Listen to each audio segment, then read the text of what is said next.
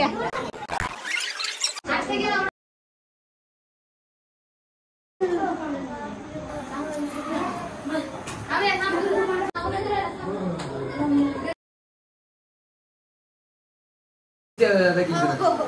कीजिए ऑनलाइन मोड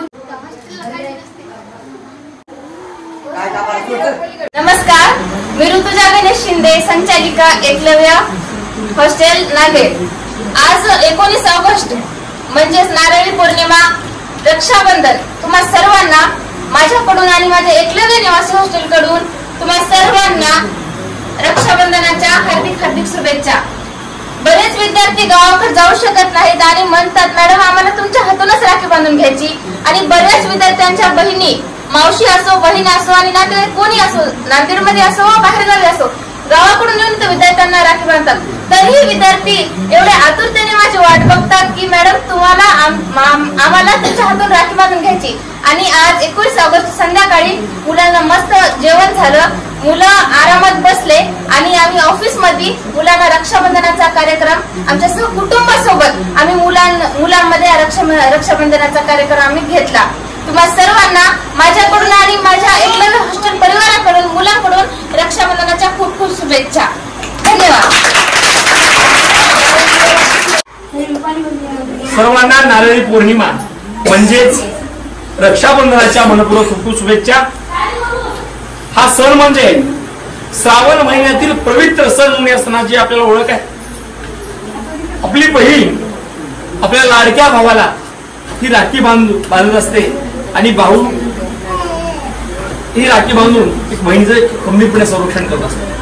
आणि या सणाच्या निमित्तानं एकलव्य निवासी हॉस्टेल गेली 9 वर्षापासून सर्व कार्यक्रम असतील, सर्व सण समारंभ घेऊन विद्यार्थी हा सर्वगुण संपन्न घडला पाहिजे या बाबतीमध्ये कुठेही कमी न पडता विद्यार्थ्यांना घडवण्याचं काम करत असतो।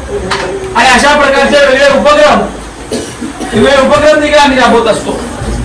आणि आज नारळी पौर्णिमा, रक्षाबंधन त्या निमित्तानं आज एकलव्य निवासी हॉस्टेलच्या सर्व विद्यार्थ्यांना आमच्या हॉस्टेलच्या संचालिका आदरणीय ऋतुजा गणेशराव शिंदे असतील, आमच्या मोठ्या बहिणी शिद्रिया शिंदे असतील आणि माझी आका तुझी वडेपुरीहून आमची आका वडेपुरीहून दरवर्षी रक्षाबंधन येत असते, कारण की आता बराच व्याप वाढत चालला।